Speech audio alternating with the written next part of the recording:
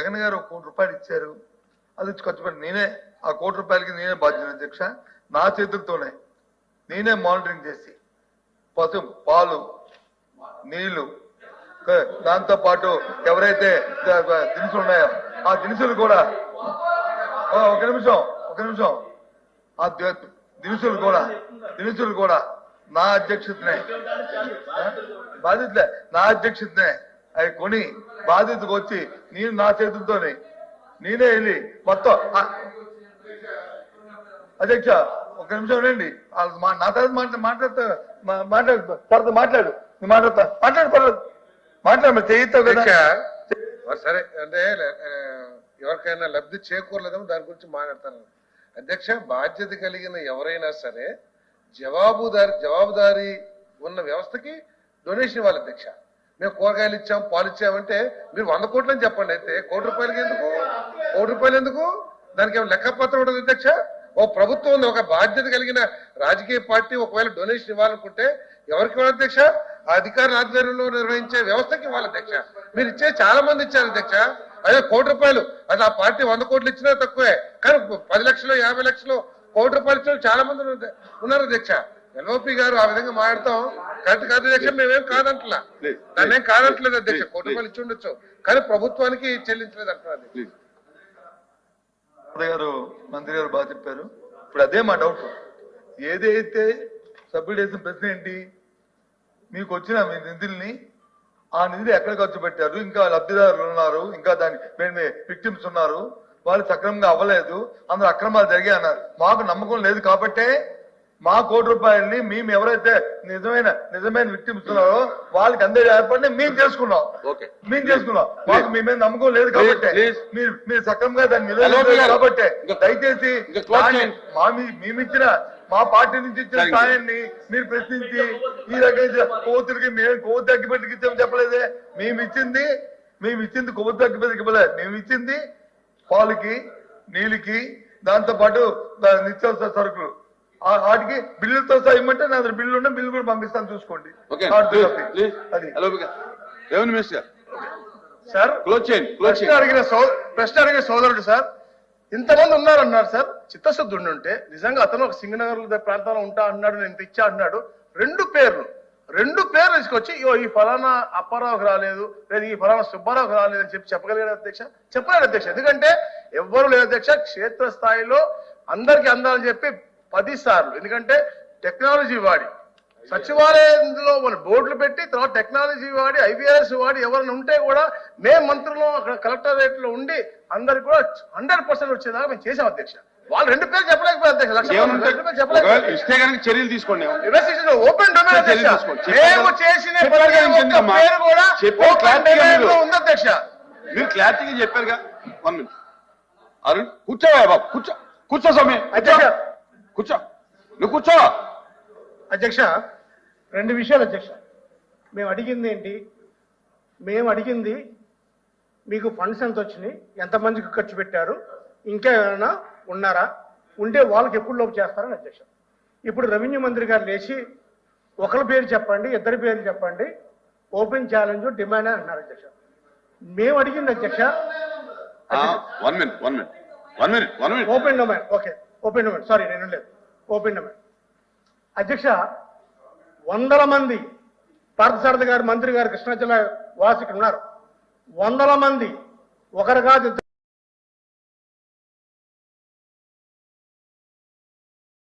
నీళ్లు 3753.76 లీటర్ల స్వాధీనం చేసుకోవడం జరిగింది. 997 వాహనాలను సీజ్ చేయడం జరిగింది అధ్యక్ష. అలాగే 2023 6604 కేసులు, 7491 నేరస్తుల సంఖ్య, స్వాధీనం చేసుకున్న IMFL లీటర్లు 1,06,082.19, స్వాధీనం చేసుకున్న బీర్లు 9,948.73, స్వాధీనం చేసుకున్న వాహనాలు 1,583, మొత్తం 34,177 కేసులు బుక్ చేయడం జరిగింది అధ్యక్ష. 40,919 నేరస్తుల్ని ఐడెంటిఫై చేయడం జరిగింది అధ్యక్ష. స్వాధీనం చేసుకున్న IMFL లీటర్లో 2,40,000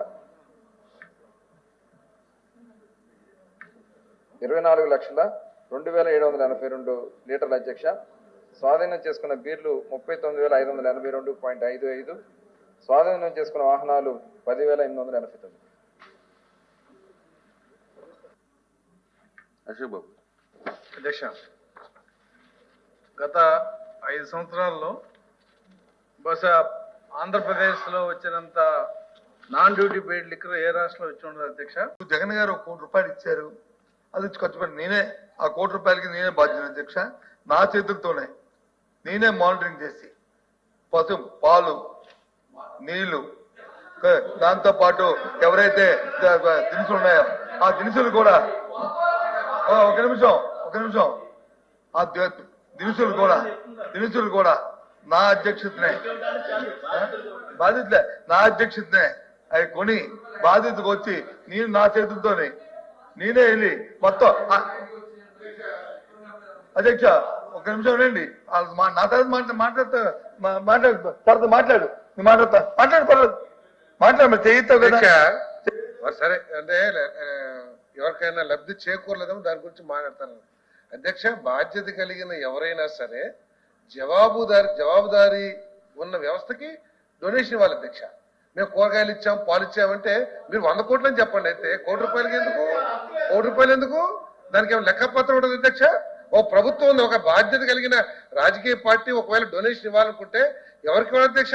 ఆ అధికారుల ఆధ్వర్యంలో నిర్వహించే వ్యవస్థకి ఇవ్వాలి అధ్యక్ష. మీరు ఇచ్చే చాలా మంది ఇచ్చారు అధ్యక్ష. అదే 1 కోటి రూపాయలు, అది ఆ పార్టీ 100 కోట్లు ఇచ్చినా తక్కువే. కానీ 10 లక్షలు 50 లక్షలు 1 కోటి రూపాయలు ఇచ్చిన చాలా మంది ఉన్నారు అధ్యక్ష. ఎల్ఓపి గారు ఆ విధంగా మాట్లాడతాం కరెక్ట్ కాదు అధ్యక్ష. మేమేం కాదంటలా, దాన్ని ఏం కాదంటలేదు అధ్యక్ష. 1 కోటి రూపాయలు ఇచ్చి ఉండొచ్చు, కానీ ప్రభుత్వానికి చెల్లించలేదు అంటున్నారు. గారు మంత్రి గారు బాగా చెప్పారు. ఇప్పుడు అదే మా డౌట్.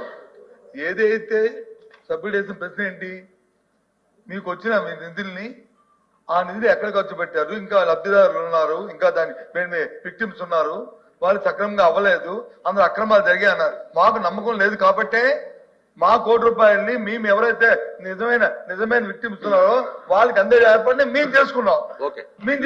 మాకు మీ మీద నమ్మకం లేదు కాబట్టి మీరు సక్రమంగా దాన్ని నిలబెట్టారు కాబట్టి దయచేసి మేమిచ్చిన మా పార్టీ నుంచి ఇచ్చిన సాయాన్ని మీరు ప్రశ్నించి ఈ రకంగా కోతులకి మేము కొవ్వు తగ్గిపెట్టుకు ఇచ్చామని చెప్పలేదే. మేము ఇచ్చింది కొవ్వు తగ్గిపెట్టుకు ఇవ్వలేదు. మేము ఇచ్చింది పాలకి, నీళ్ళకి, దాంతో పాటు నిత్యావసర సరుకులు, వాటికి బిల్లులతో సహా ఇమ్మంటే నా దగ్గర బిల్లు ఉన్న బిల్లు కూడా పంపిస్తాను చూసుకోండి. సార్ ప్రశ్న అడిగిన సోదరుడు సార్, ఇంతమంది ఉన్నారన్నారు సార్. చిత్తశుద్ధి ఉంటే నిజంగా అతను ఒక సింగనగర్ ప్రాంతంలో ఉంటా అన్నాడు, నేను ఇచ్చా అన్నాడు. 2 పేర్లు తీసుకొచ్చి ఈ ఫలానా అప్పారావుకి రాలేదు, లేదా ఈ ఫలానా సుబ్బారావుకి రాలేదు అని చెప్పగలిగాడు అధ్యక్ష? చెప్పలేడు అధ్యక్ష. ఎందుకంటే ఎవ్వరు లేదు అధ్యక్ష. క్షేత్రస్థాయిలో అందరికీ అందాలని చెప్పి 10 సార్లు, ఎందుకంటే టెక్నాలజీ వాడి సచివాలయంలో మన బోర్డులు పెట్టి తర్వాత టెక్నాలజీ వాడి IVRS వాడి ఎవరైనా ఉంటే కూడా మేము మంత్రులు అక్కడ కలెక్టరేట్ లో ఉండి అందరికి కూడా 100% వచ్చేదాకా మేము చేసాం అధ్యక్ష. వాళ్ళు 2 పేర్లు చెప్పలేకపోయారు అధ్యక్ష. చర్యలు తీసుకోండి. ఓపెన్ డొమైన్ అధ్యక్ష.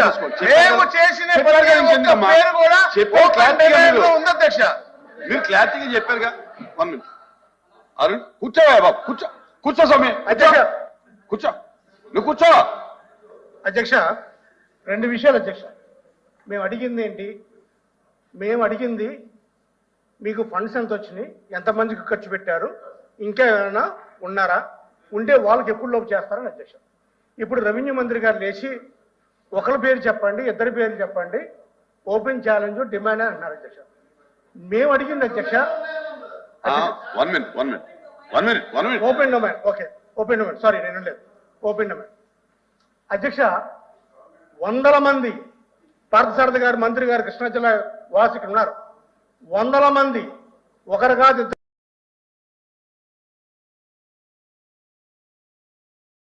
బీర్లు 3753.76 లీటర్ల స్వాధీనం చేసుకోవడం జరిగింది. 997 వాహనాలను సీజ్ చేయడం జరిగింది అధ్యక్ష.